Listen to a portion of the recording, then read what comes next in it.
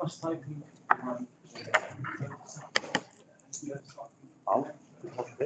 Another one.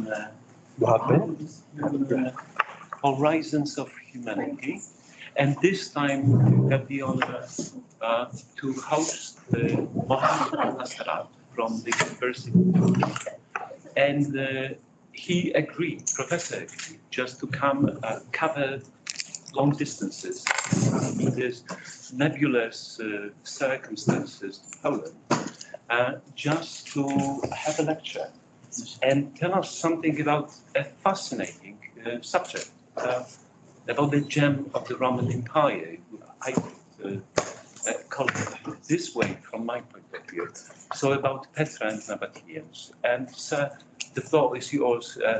We are delighted and much honored you ennoble our meetings. And hopefully, as I expressed when we were at my office, that this is the first time, but hopefully not the last. I hope. Thank you, Professor. Thank you very much for your introduction. Thank you very much for Professor Paul, Dr. Jean, our colleagues in the Department of History, our students, and I'm actually very happy, glad to be here in one of the most important department in Wood University. So it's, as Professor said, I traveled long travel from Petra to Amman, the capital, then from the capital to Warsaw, also 3 hours from Warsaw to Łódź here, to meet you all. So thank you very much for everybody. Thank you very much for your hospitality and for your introduction. And I hope this is the beginning of kind of cooperation, collaboration, friendship between my departments of history, my university in Man in Jordan, and Wood University here at the Department of History with our colleagues and friends in the Department of History here. And thank you, Professor. Thank you. Welcome, sir. Thank you. John, it's okay? Yeah, we need half a minute more. Just half a minute, it's okay. To start the presentation. Half a minute, it's okay. More than half a minute, no.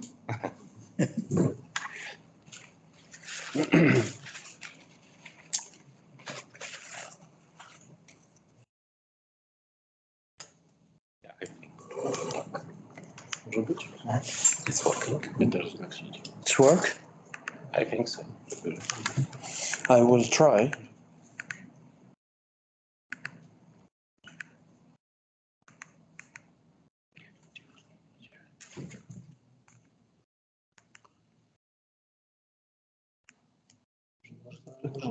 No, Doing different things. it's okay, but John.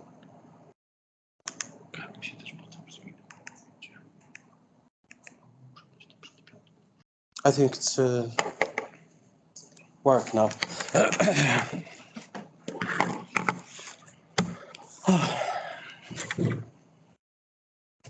As I said before, I'm very glad to be here with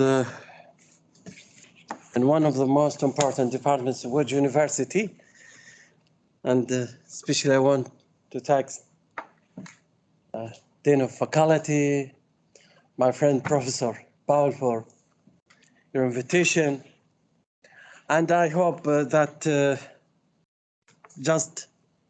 this is just beginning of further cooperation and friendship between us. This is depend if you like my lecture enough or not.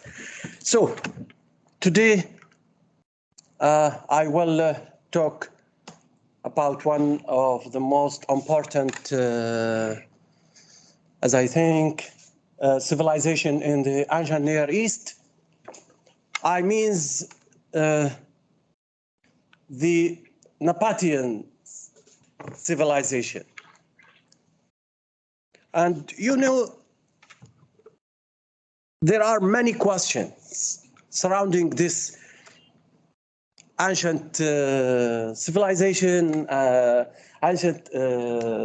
this city, and some questions related with who built it and what was used for and who could be those, the Nabataeans. And I think some of the answers to answer these questions remain elusive even to the most avid historian and archaeologists.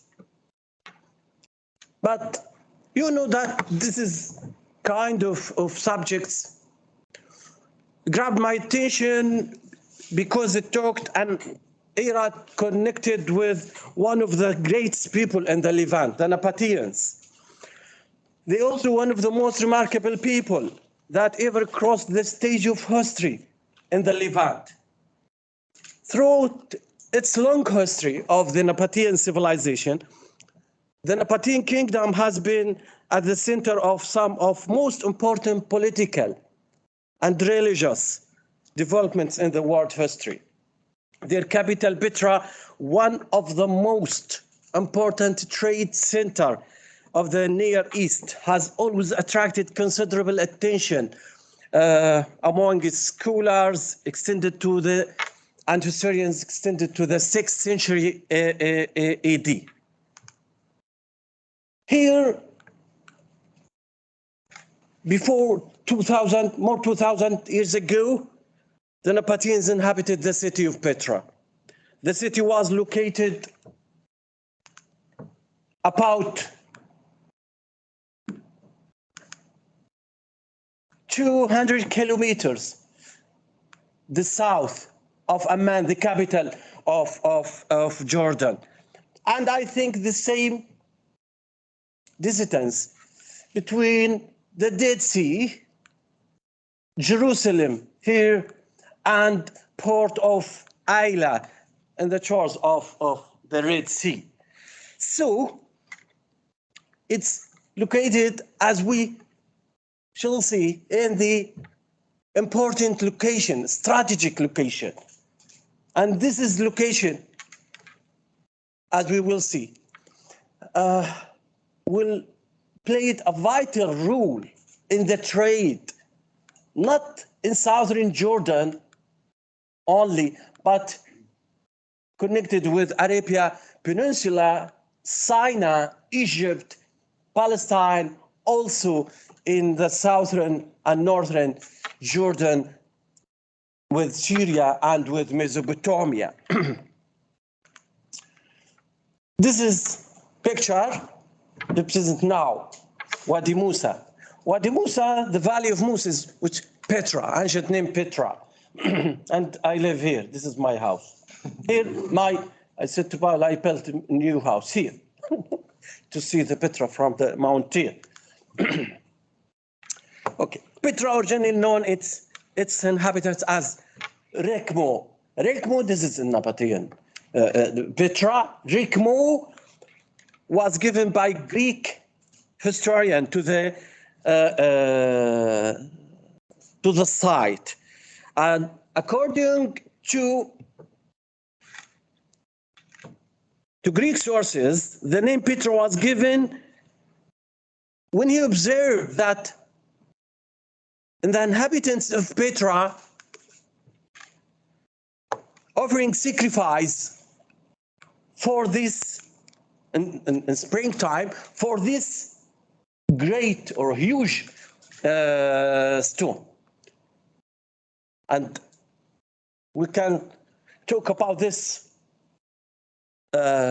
stone later, but we didn't know what's the purpose of this stone. Maybe this is deities, or maybe represent the god, some god in Petra, and now called Jinn by local inhabitants. But maybe this stone represent some gods worshipped in Nabataeans inside Petra, like Dushara or Al-Uzza, and you know this is gods from also worshipped in Arabia Peninsula, Peninsula. It's okay. In 1985, Petra was distinguished as a UNESCO heritage site and described Petra by UNESCO as one of the most precious cultural properties of man's cultural heritage. 2007, Petra became one of the 7 wonders of the world.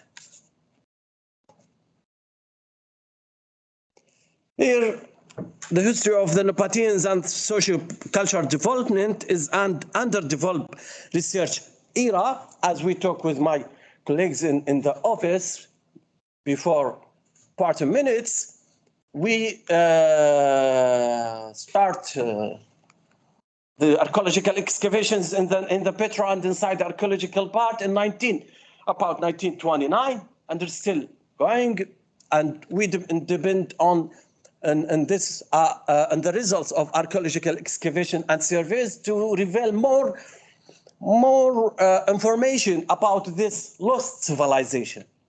Because unfortunately we have no information from Nabataean itself. So we are dependent on the accounts and sources from, as we shall see, Greek, Roman, Jewish, Byzantine sources, because there is no writings from the Nabataeans, just inscriptions. And we face many problems with this, also with this inscriptions. But you know that this site of Petra, human occupation continue in this site without interruption, and there's many people stayed in this site until rediscovered by Louis Bercardet in 1912, by Jewish Louis Bercardet, and to present this city to the world. So this is, I think, in my opinion, the lost city, the lost civilization in Jordan, in southern Jordan. The Nabataeans themselves left no written sources that document historical or political events from their own perspective. Nevertheless, there are different sources from which one can reconstruct aspects of social, cultural life of these civilizations. And as I said before, this is divided into historical and archaeological sources. Historical included, think, biblical, Greek, Roman history, Roman sources, Roman accounts, and archaeologicals included elements of materials culture, especially pottery and architecture. And we will talk about these sources later. This is one of the most important slides in my lecture about the homeland of the Nabataeans, from where the Nabataeans came. This is open question. But depending on the counts and the archaeological excavations results, we can try with scholars, with archaeologists, with historians to put some answer. Okay, no sources reveal the origins of the Nabataeans, though there is general agreement among scholars that the Nabataeans were an Arabian tribe. The location and identity of their homeland are still unsolved.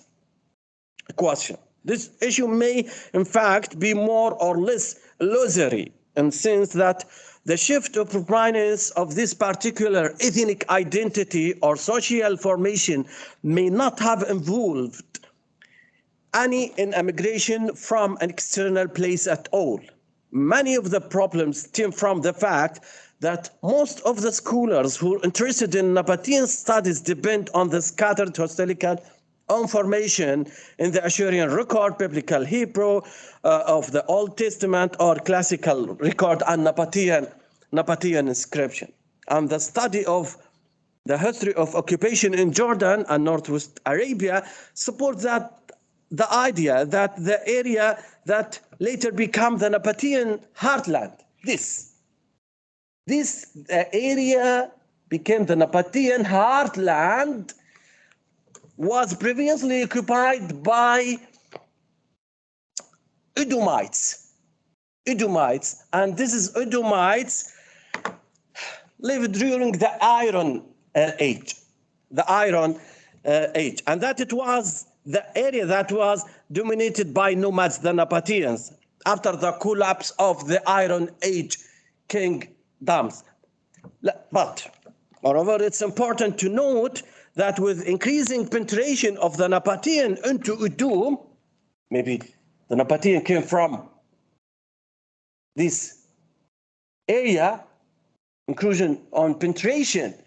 Here, there was concurrent Edomite incursion into southern Judea, and they had their one area known as Edomia, here in southern Palestine.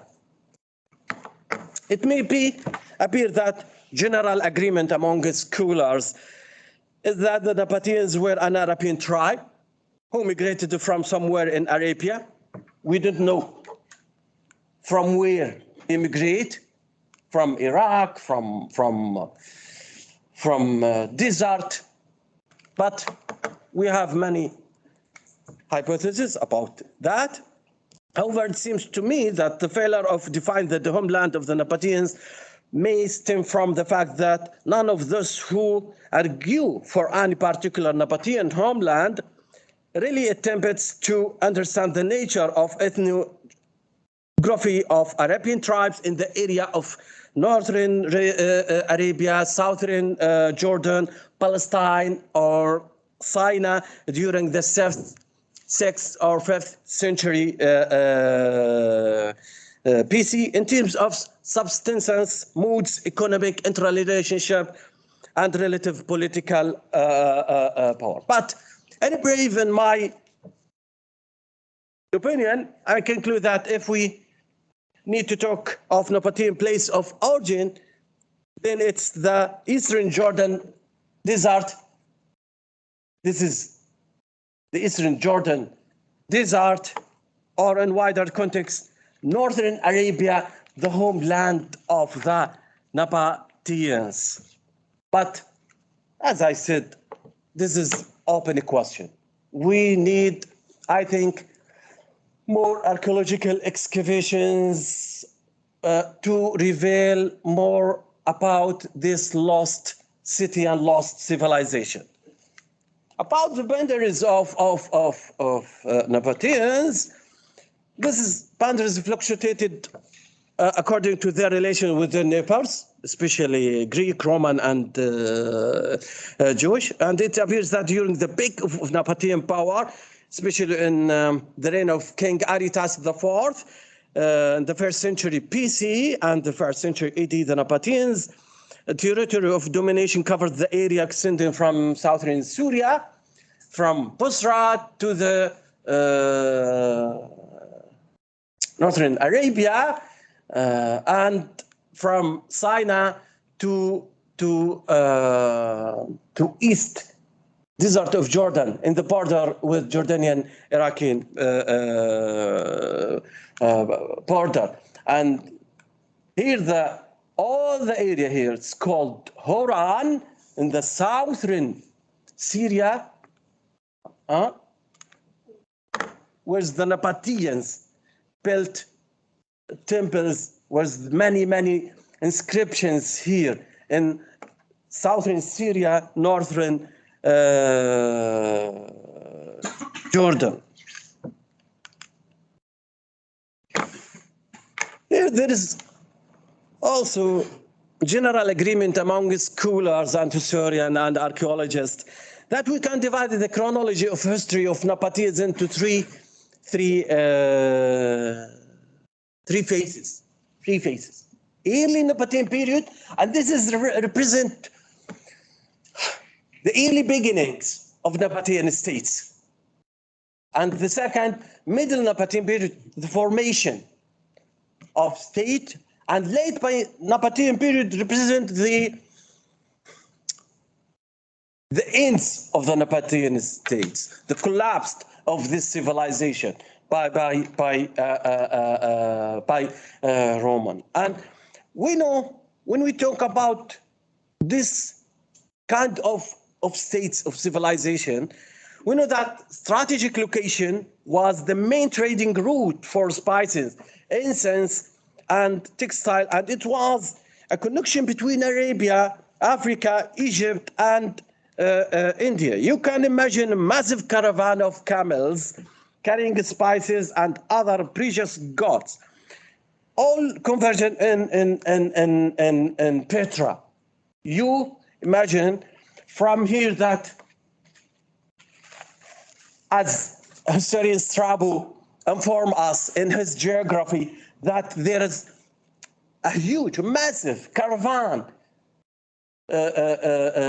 crossed the Arabia, crossed this desert, harsh desert, came from India, from Arabia Felixia, from Yemen, southern Arabia, to here, to Petra, with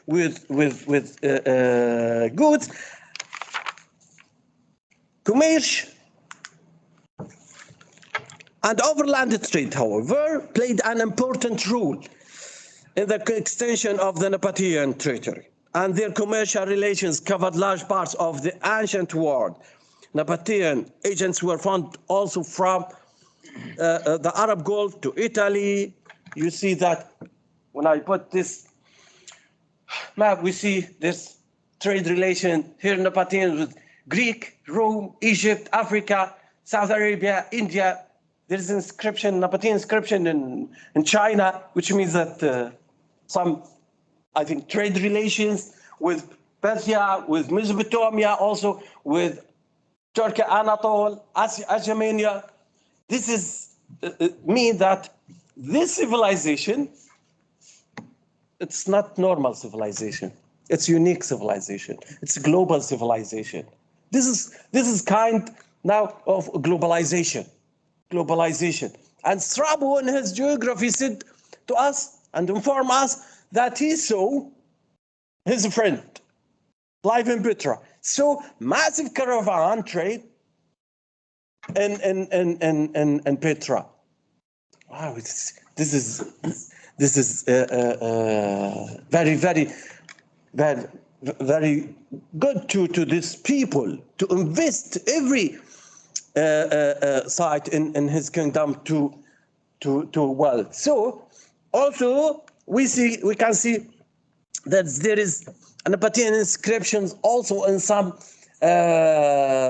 islands in Mediterranean Sea. This Nabataean central sources of income, as mentioned above, was trade, and this activity brought them remarkable wealth. By the late 4th century BC, Nabataeans were established traders of incense and spices from South Arabia and India, and of silk, cottons, and balsam from the Jordan Valley near Jericho. Incense had many uses in Roman words, such as for medicine, worship, beside frankincense. Hence, the price of incense tended to increase for those involved in the incense trade. This meant considerable wealth to these people. So the money was shared in a number of ways.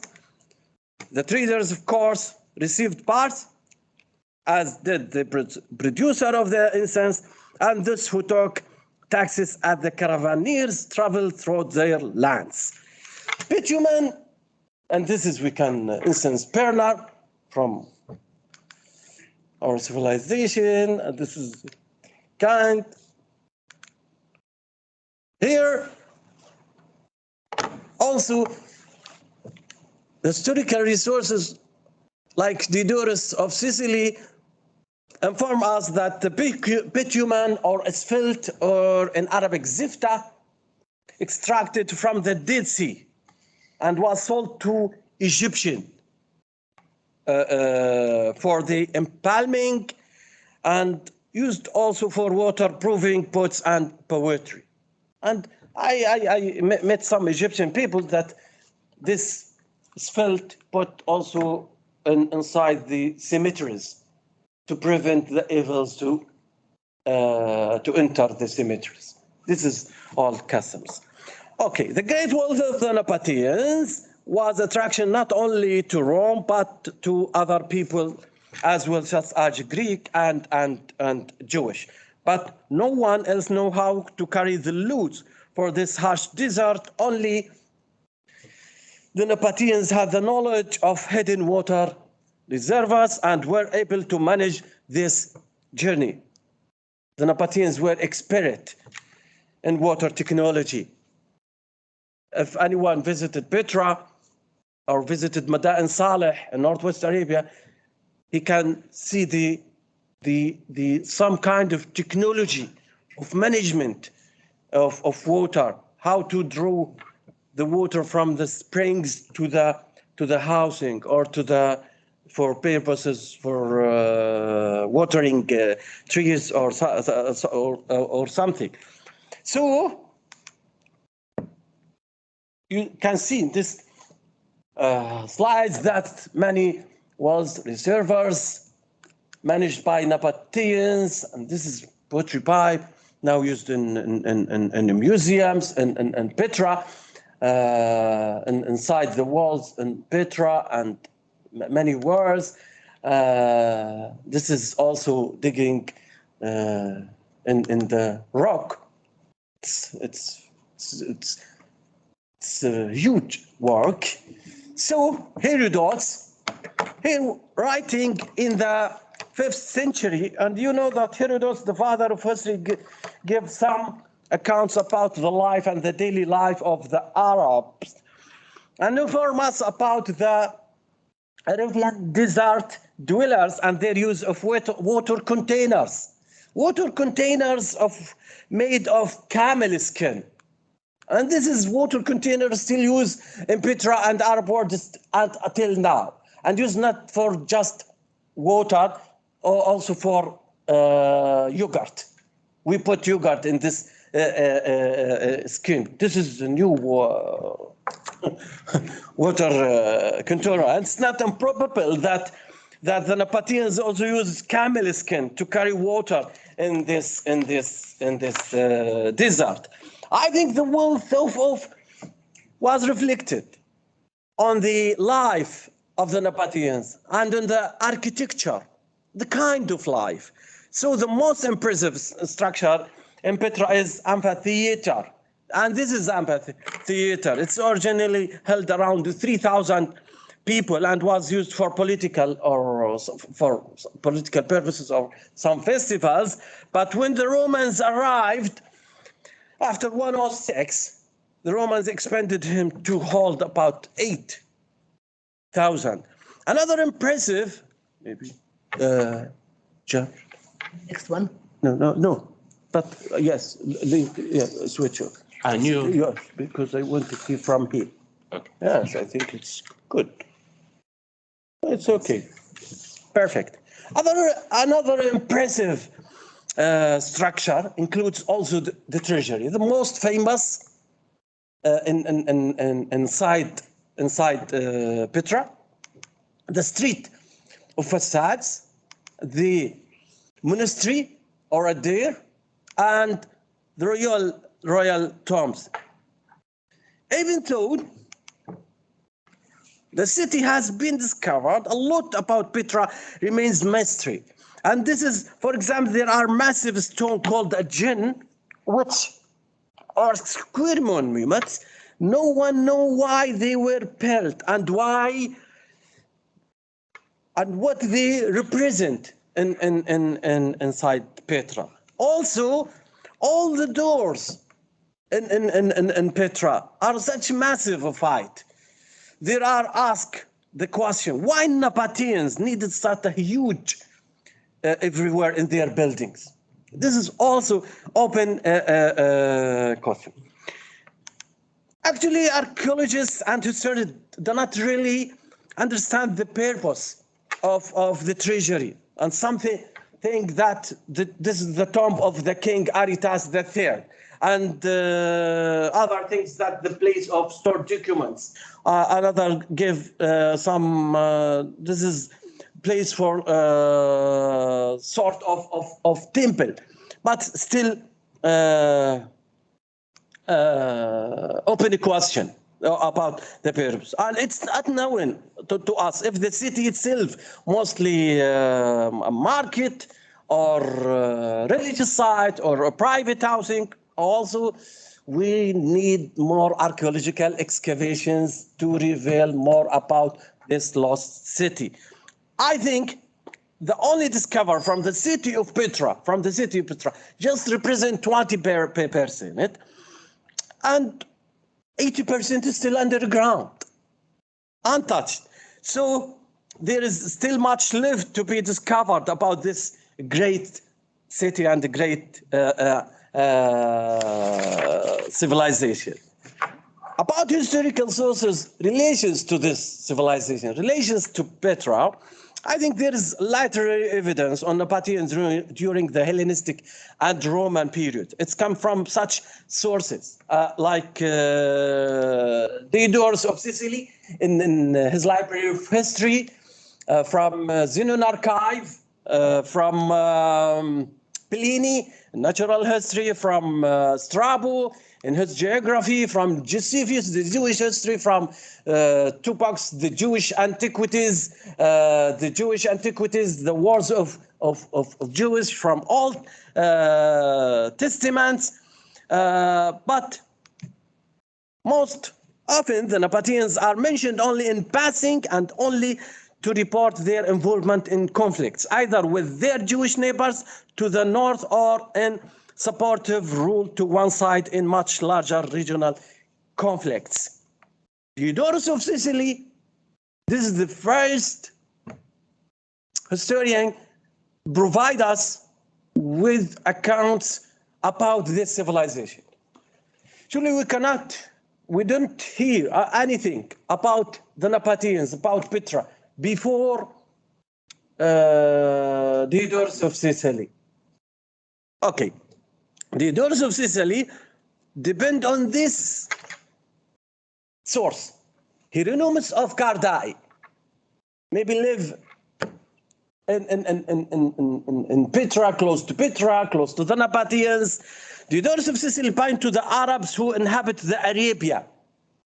And this is big terms, Arabia. Being difficult to overcome and where remain always enslaved, although the Ashurian Macedonians lead many great forces against them, they never brought their attempts to successful conclusion.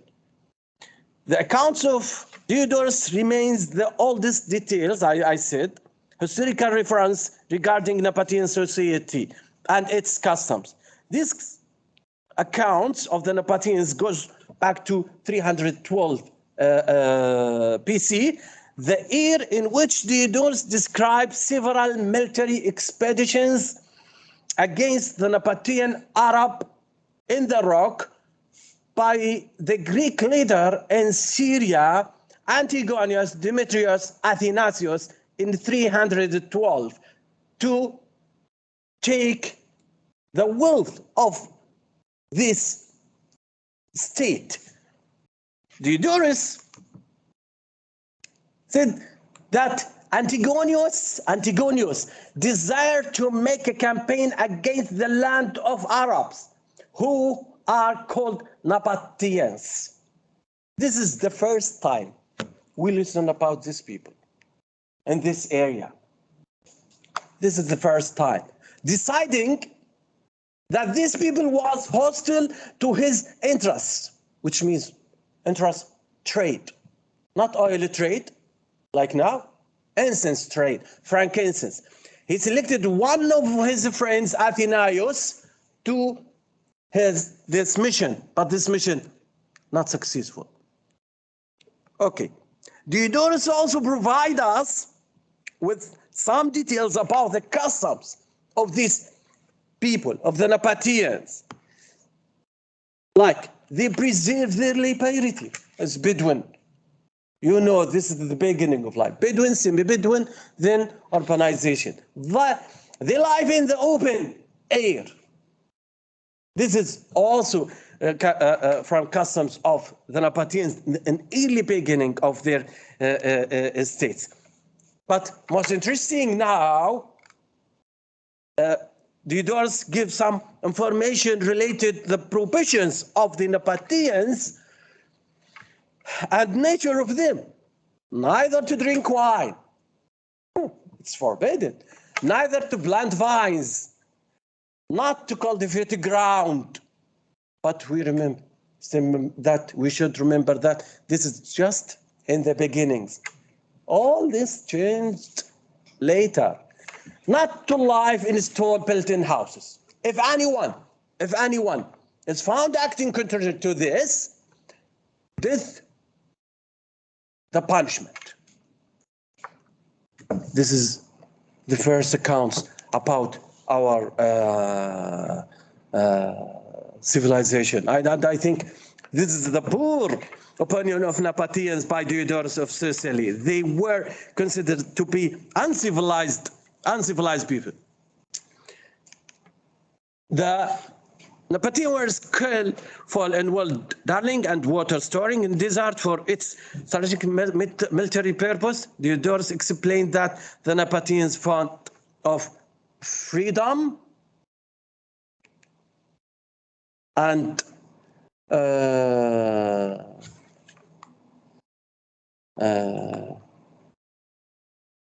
he talked about the kinds of food and how the Nabataeans built their walls inside the desert. Also provide relative account with Nabataean trade and economy and skills. He said some of them, he talked about the Nabataeans, rice camels, other sheep. But after this of clarifications about customs and the daily life of the Nabataeans, Diodorus returned another time to the military expedition of Athenius, Demetrius, and Antigonus. There's long accounts about this military expedition and Diodorus of Sicily, some relation between Nabataean and the Greek leaders in Syria, and just I want to show that this is the rock which the Greek leaders want to attack. But I think interesting thing in the accounts of Diodorus, without entering into details and unsuccessful expedition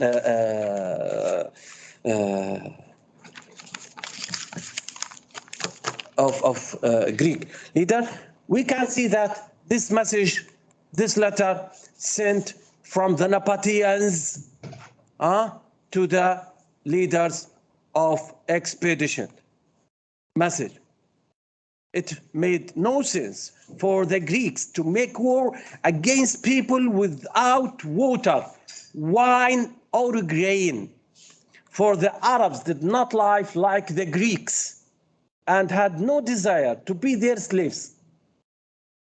The result of this letter, Demetrius, the leader of expedition, the second expedition, agreed to withdraw, taking some gifts from the Nabataeans. This is give us kind of that these people in the early beginning of their lives fond of freedom. This is what I see. Okay. Also, the leaders also talk about the book 19, I think, speak of another economic sources of the Nabataeans, about bitumen exploitation from Dead Sea and export this this goods to Egypt.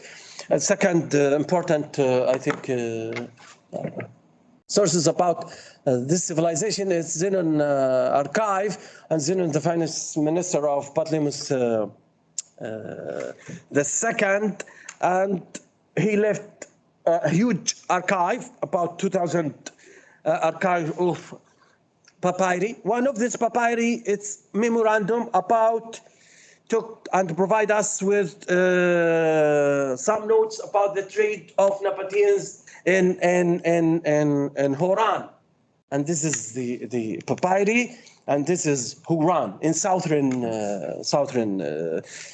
Syria. The important sources about the Nabataeans is Strabo, and Strabo in his geography also give us more information about culture and daily life and economics of Nabataeans, and basis on eyewitness called Athenodoros. Athenodoros is a friend of Strabo. Life also in Petra, and the accounts of Strabo, it's about half century after Diodorus, and Strabo describes the Nabataeans in rather different teams, although the Nabataeans are seen in Strabo to occupy the same territory, the same sites of Jordan, and Strabo accounts of the Nabataeans in the first century, in the exactly the last quarter of the first century BC, illustrates some aspects of daily life of Nabataeans, and he said that talk about the Petra and the nature of Petra as a metropolis, and about gardens inside Petra, and also talk about the nature of the people as a sensitive people, because it's work and trade, and talk about there is no slaves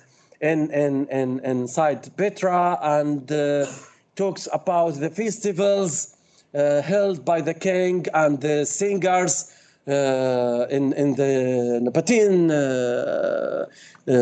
community now, and the drinking wine and live in the open air. This shift of life. But and he talked also about the democratic life inside Petra, and the Nabataeans king as love also democracy, and sometimes serve himself by the king, also serving himself, which means that there's everyone serve himself, and he talked also about country with some kinds of fruits, with no olive, with camels. This is worship the sun and burning liberations. This is, I think, it's some switch of life between the 4th century BC and the 1st century BC. But I think it's difficult matter to trust the course of this alteration of the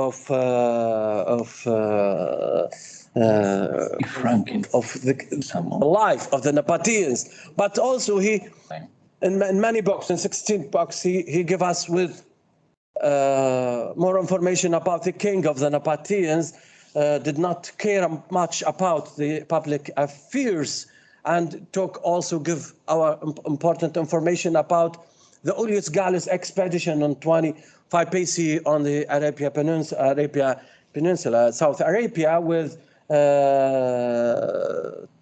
guide from the Nabataeans called Saleh or Sali or Silios, and this minister of king of the Nabataeans, Obada the third.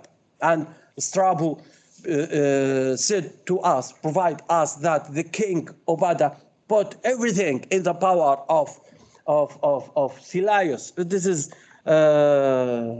abnormal, but he said that this is common to all the Arabian kings. What does it mean? I don't know, but this is the some of the accounts of Strabo about the political life in the Nabatea or in Petra, and he also provide us with some information about the trade of the Nabataeans with trade of the Nabataeans from this port in the Red Sea, Lukakuma, which means white village. Lukakuma, Nabataeans, white village here with Gaza, with Syria, and with Egypt. We can depend, and also in the Strabo in this sector. Also,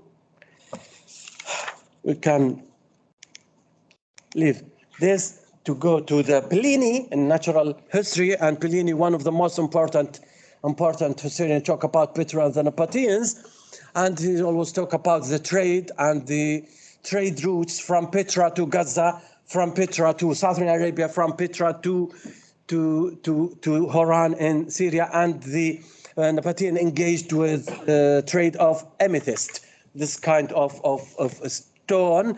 Also, we can go to fifth, I think, my opinion, the most important historian about Nabataeans, about Petra, is the Jewish historian Josephus, in two books, Antiquities of Jews, the Words of Jews. If we want to talk about Nabataeans and about political relations, we should to read this box, two books. This is, I think, very important box. But we want to remember that Josephus write from Jewish perspective, from Jewish, because the conflict relations between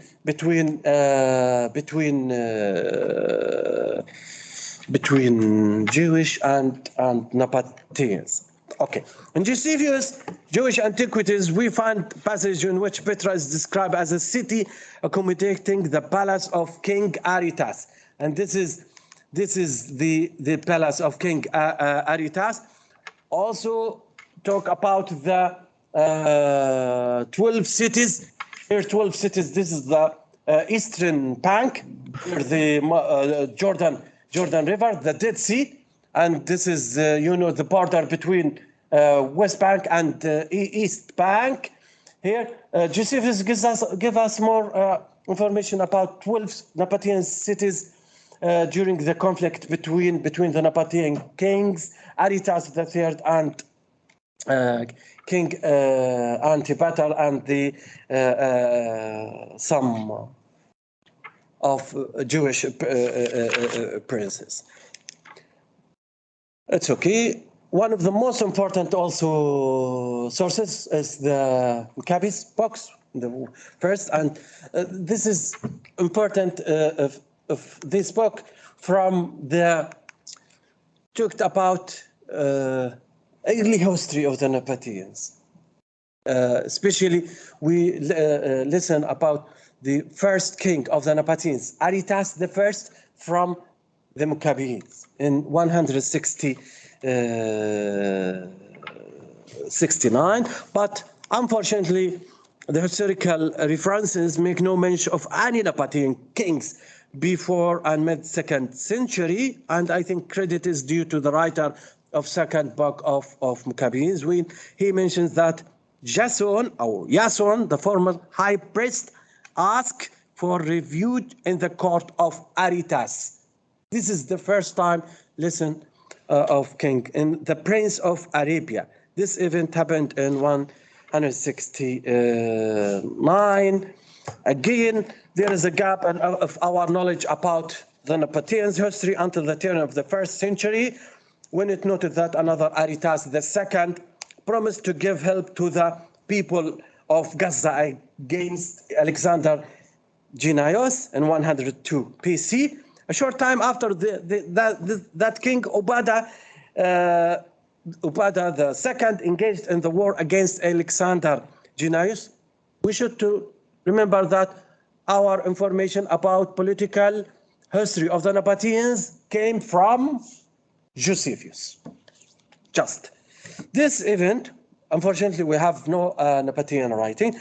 This event of war between Ubada the second, the Nabataean king, and the Alexander Genaios took place about 93 BC. Following this king was another important Nabataean king called Aretas III.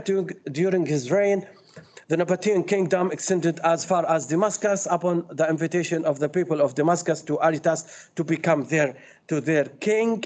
In Damascus, he minted series of coins bearing his title Veil Healing, and this in the slide, Aretas, third coins of Damascus, Veil Healing, you know, that's which means Veil Holiness is love of the Greek culture or love of Greek language. Anyway, one of the most important king in the Nabataean kingdom was Ubada III, and we know about information about this Ubada III from Strabo, and their accounts about a military expedition of Aulus Gallus in 25 BC on southern Arabia, and the guide of Silius, the guide of this failure expedition. Now, hundreds of sites and settlements, as we see from Arabian Peninsula, Jordan, Syria, Palestine, illustrates the zenith or the peak of Nabataean political and economic prosperity during the reign of King Aretas IV. This is the most important king in Nabataean kingdom because he governed about 47 years, like late King Hussein in Jordan. It's a long time to govern. So, many of these settlements, as we see here, Petra, Hijra, Madan Saleh, Taima, strong along the caravan routes for the prosperous incense trade. They extend from Madan Saleh in the Hijaz, from here, this is the southern frontier of Nabataeans, to Busra in Syria, and northern Jordan, southern Syria, between Petra and Gaza, across Negev of Palestine, here. Also, across the Negev of Palestine, the cities of Ubuda, Memphis, Nisana, Sabta, and Kalusa also were center of similar expensive activities. These developments are amply documented by literary sources, epigraphic evidence, and archaeological images. Although most of the dated Nabataean inscription and the archaeological remain dated to his reign, and also about 80% of unknown Nabataean numismatic are dated to this king, the historical sources referring to his era are very scarce. And this is present the most extension of Nabataean kingdom. The last Nabataean kingdom is Rabil II. And Rabil II, the son of the king Malchus and the son of the king Aretas, there is no mention of this king in historical sources. Nevertheless, there is some evidence suggests that was under age when his father died, and his mother had to carry on his duties, suggesting kind of royal regency. He transferred the Nabataean capital from Petra to Busra for unknown reason, in 1.5 maybe, or before, which this is Busra, most important city in the southern Syria. But we know nothing about this king. But the great event for the Nabataean kingdom happened in this time, the time of the Rabil, the king Rabil, the second. And 1.6, this is difficult. Date AD, the Roman Emperor Trajan made up his mind to conquest the Nabatea kingdom and form the provincia of Arabia with its capital Bosra in northern Jordan, southern Syria. Why conquest? We don't know. How conquest? Also we don't know. Just we have brave account, maybe in Roman historian, called Dio Cassius. And Roman history said that about this time, Cornelius Palma, the prefect of Egypt, subject the Nabatea and converted to Provincia Arabia. Why Trajan do this? We didn't know till now. Okay. After this, Trajan drafted 6 units, military units from Nabataean kingdom to army to Roman army. Also, this is kind of political, I don't know, from Trajan. But this represents, yes, kind of Nabataean mix of Nabatea. But Petra importance declined as sea trade routes emerged, and after, look, this shift from overland here route to the Egypt, and this is make Nabataean people adopt agriculture policy as the alternative of trade. This is because the shift of trade from Arabian Peninsula to the shores of Red Sea, then to Egypt, and the importance of the city also declined after the earthquakes 3.6, 3.4, 4.3, and this is destroy the monuments in the city. But later we face a gap after 106 to the early Byzantine period. There is no information about Petra, about Nabataeans. But we know later from the archaeological excavations in the main church here we have room here that archaeological excavations which conducted by American School of Oriental Research in 1993 and provide us with and discovered more than 150 papyri, provide us with most information, important information about Petra during the Byzantine period, early Byzantine and late Byzantine, because this is the first time we see information about Nabataeans, about Petra, about people, about these sites in the Byzantine period. And Petra was the capital of Byzantine Tertia. Byzantine Tertia, Byzantine the third. Tertia, which means third. And this is Augustopolis, Admatha, Kasr, Zadakotha, Gaza. This is the cities of the Palestinian Tertia.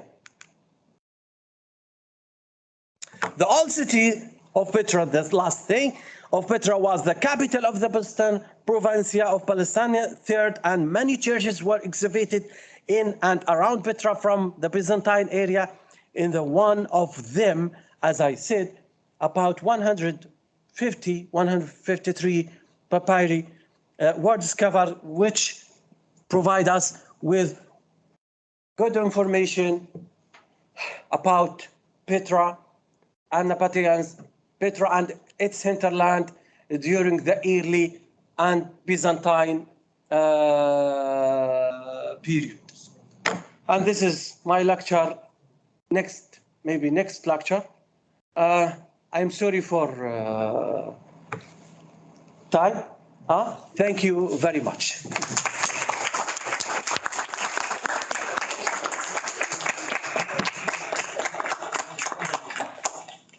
Sir, I just wanted to thank you for what you presented, and just believe me, time flies very, very fast when you listen and you watch something that fascinating. So thank you. Hopefully, there must be some questions or comments.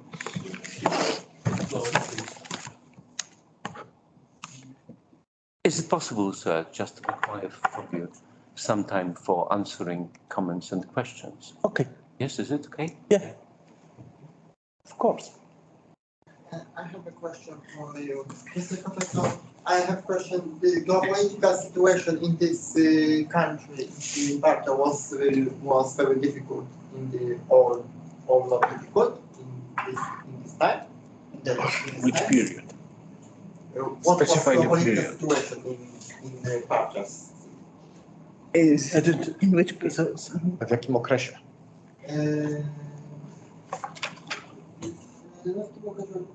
O, cały. To temat The question is whether they encountered any geopolitical troubles due to their location, as I understand, in the classical. Yes. Yes. And the classical? Yes. Yes. Thank you. Thank you. It's a very, very important question. But I want to say that we face, because, okay, we can take this. We face because our location. We are here. We are here. We have here Egypt, Roman Empire, huge Roman Empire. Here Syria, also Greek, firstly, then also Roman. Here also we have a huge desert from Arabia Peninsula. There's many tribes. There's many problems from Bedouins to sedentary people. This is relations between Bedouins and semi-Bedouins. So because our location here, our geopolitical relations, we face many problems, not only in the ancient times, but also till now. Jordan, like always, in a hotspot. Because here, Palestine-Israel conflict, here Egypt, here open borders, big, huge open borders. It's difficult to control these borders. We have Eastern Desert with Iraq. It's also cause problems to us, and we have in north, southern Syria also problems from this side. So we remember that this side and the people of the Nabataeans who live in the Petra and engaged in the trade in Arabia Peninsula face many problems with the Greeks, firstly, and with Romans. And we can just see or read the just 4 or 5 words from account of Diodorus of Sicily about the military expedition from Athenios and Antigonus and Demetrius against Arabia. Look, just this. He desired to make a campaign against the land of Arabs, who are called Nabataeans, deciding that this people was hostile to his interest. Dot. This is the problem. How the Greek and Roman look to the Nabataeans, to the Arabs. He called barbarism.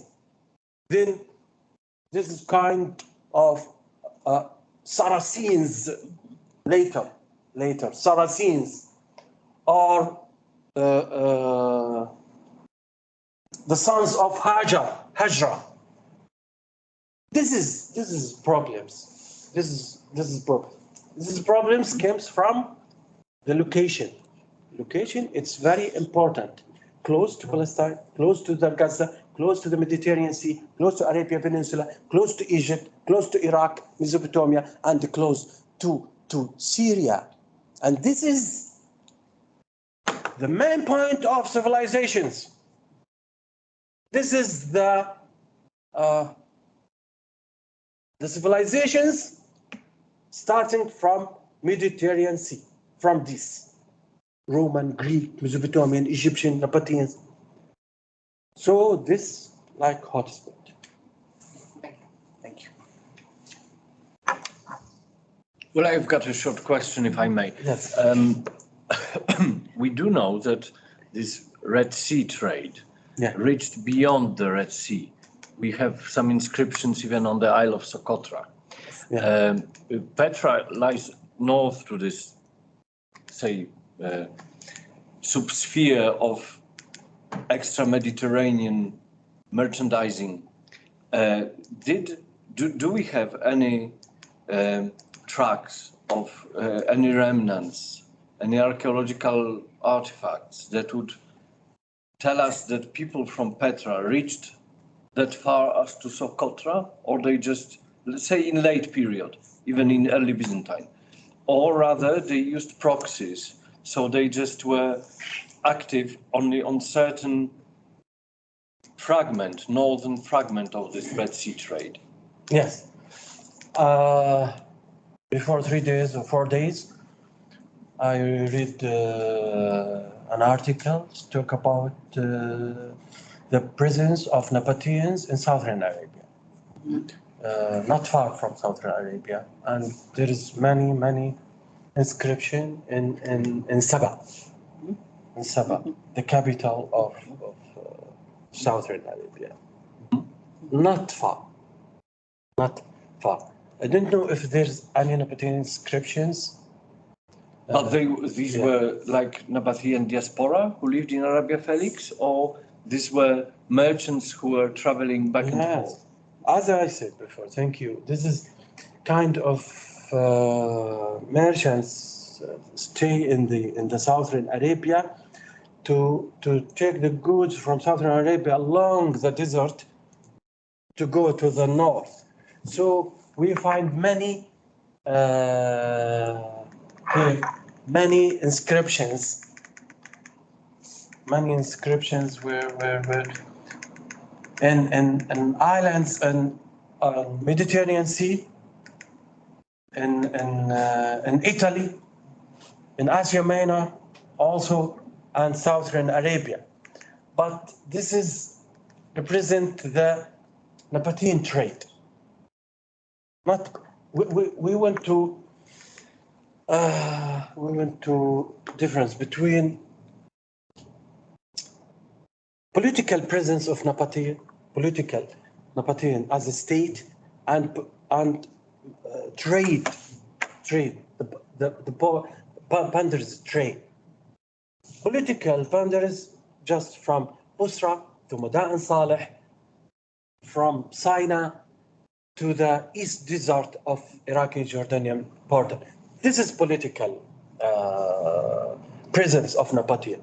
But the trade presence No, it's huge from Meltos and Delos, and there is a temple, Nabataean temple in Italy and in Asia Minor and in southern Arabia and in Iraq. There is many archaeological excavations revealed many Nabataean inscriptions, which means that the trade boundaries extended the political boundaries. That's for sure. Thank you. Yes. In which language this Nabataean inscription were written? Is Old Nabataean Arabic or Aramaic? Aramaic. Aramaic. And you know that it's very nice question. Thank you, Professor. You know that Arabic language extracted from Nabataean language. And Nabataean language extracted from Aramaic language. And I think the language of the Prophet Jesus, Aramaic, and the Old Testament writing in Aramaic. And Aramaic is still used till now in some part of Syria, especially in northern Syria. Northern Syria is still Aramaic. And we know from the not Josephus, from not Pliny, from these sources, no Zenon, from this. Diodorus, we know from Diodorus that the letter sent from the Nabataeans to Demetrius and Antigonius and Athenius, written in Aramaic, in Syrian language. But we should to know that this is popular language in the ancient Near East. And if I can, the second question. Yes. Did the Nabataeans identify themselves as Arabs? We know they were Arabs, but did they identify themselves with Arabs? I think no. Yes. That's No. the problem. Unfortunately, as I said before, we have no Nabataean writers. Yes. We have no like Diodorus, like Strabo, like Josephus, like no. This is our problem with Nabataean civilization. So we can say that the Nabataeans, Arabs, from the names of people, the names of king, Aritas, Ubadas, Rabelios. This is Arabic names. And from the gods worship, Al-Uzza, Yes. Dushara, Munat, Al-Kutba. This is the same gods worshipped in Arabia Peninsula. And from what? From the way of agriculture or cultivate lands. This is the same way used in southern Arabia. This means that this group of people were Arabs. And also we can see in the Diodorus, Strabo, Josephus, when he talks about the Nabataeans, that the Nabataeans were Arabs. But unfortunately, inscriptions of Nabataeans, the corpus of inscriptions of Nabataeans did not say that Nabataeans were Arab. Thank you. And this is our problem. The Nabataeans left no documented writings about their history. And this is our problem.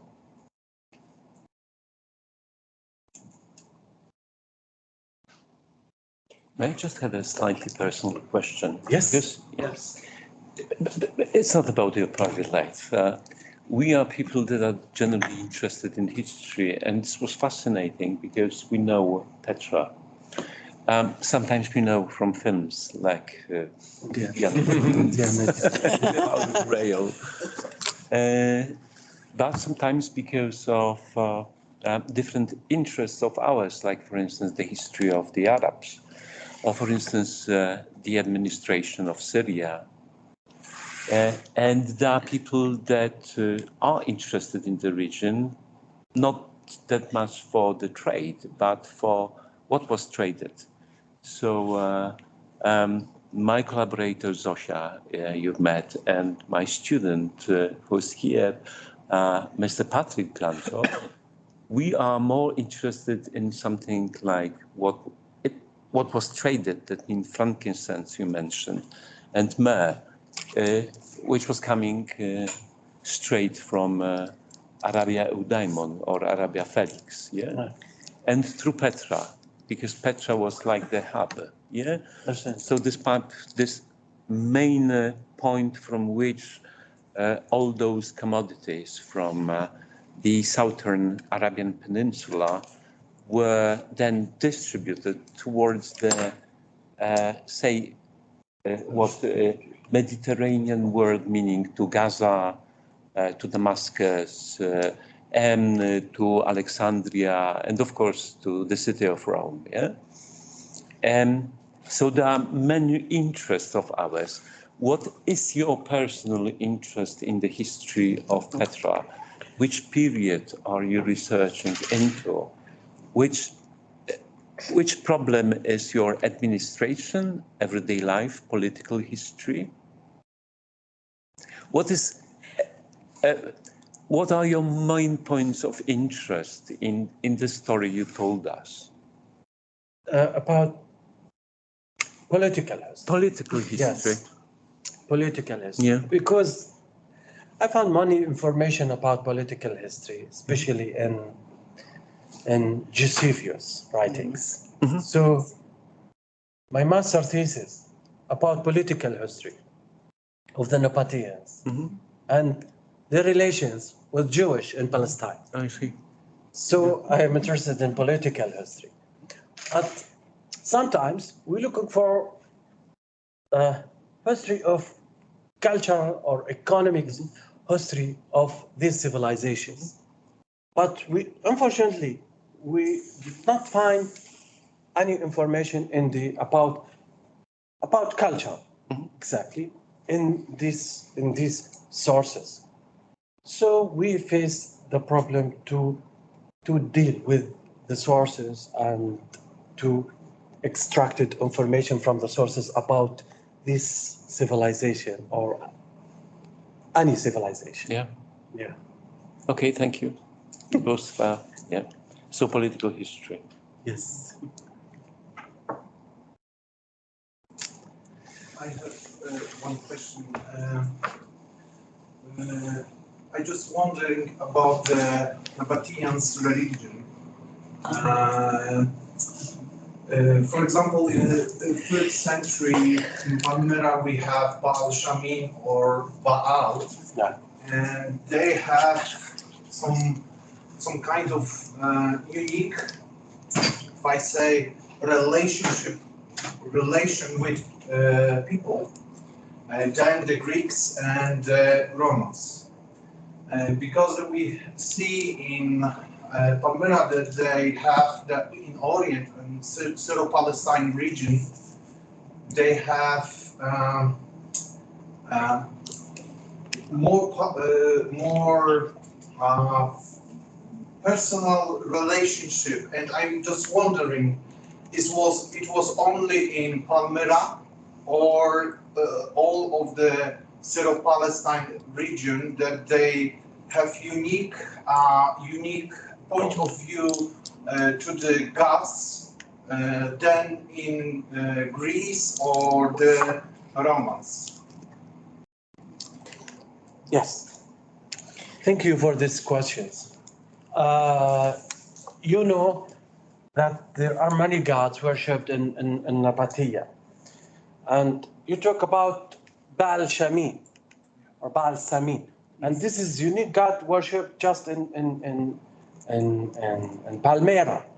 And this is I think it's responsible about caravan trade and caravan route. And this, One point. I mean about,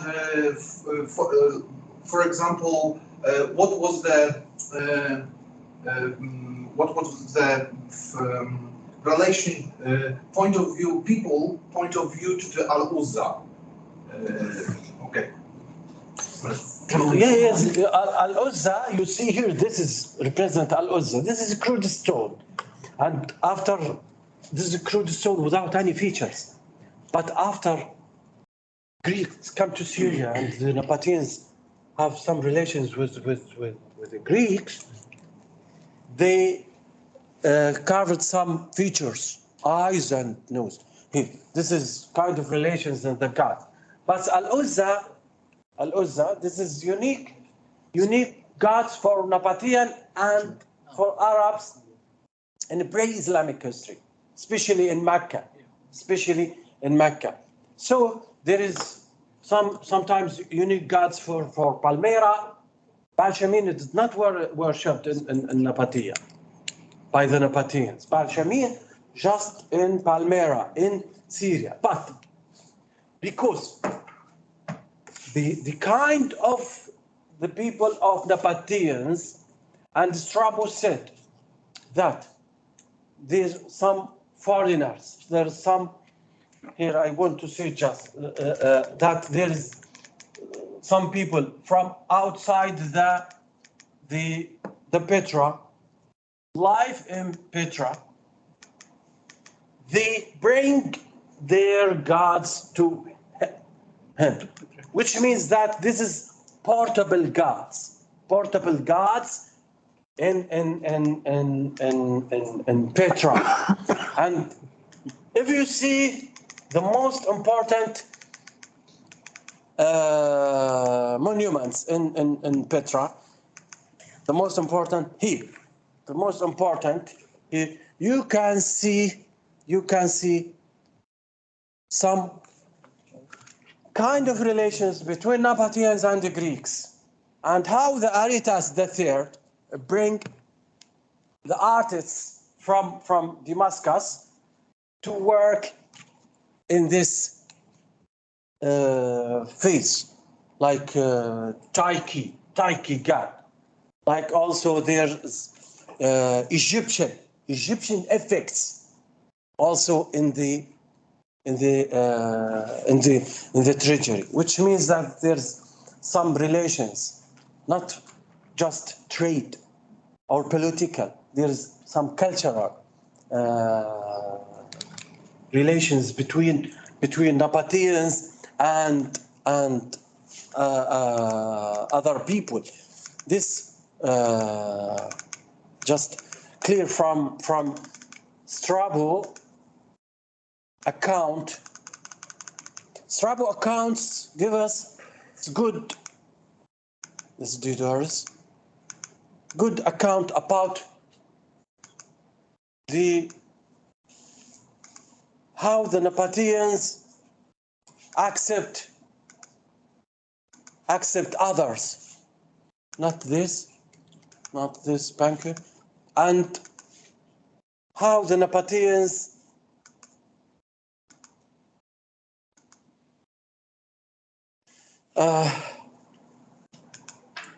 receive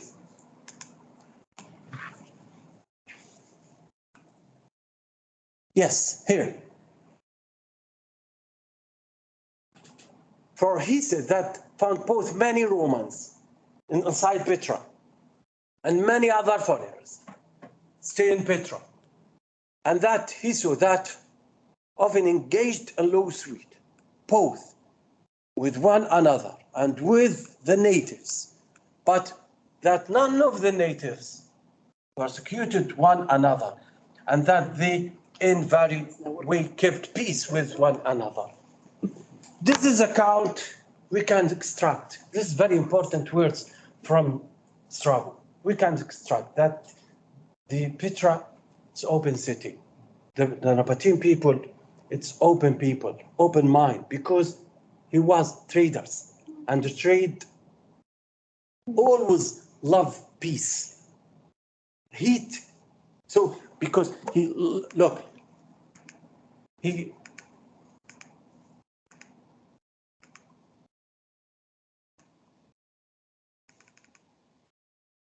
yes, here. Come, sensible people does not like war, conflict, clash. This is mean that the Romans, the Greeks, the Egyptians, the Syrians carrying their gods and put it inside Petra. This is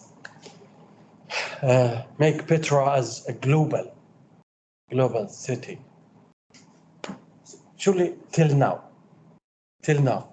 if you visit Petra, if you visit Wadi Musa, you will see from every ward, and there's maybe Paul visit in 2004 Petra. Yes, it's a very unique city for everything, for everything.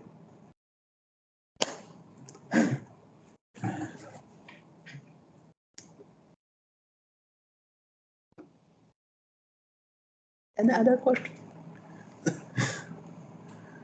This is it. If not so, we can applaud our speaker. Thank you.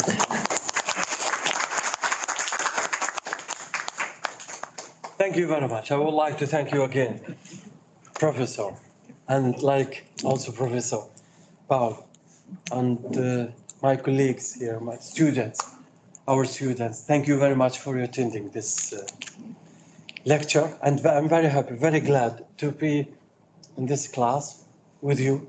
I hope to see you maybe again, if you like my lecture enough, as I said in the beginning of my lecture.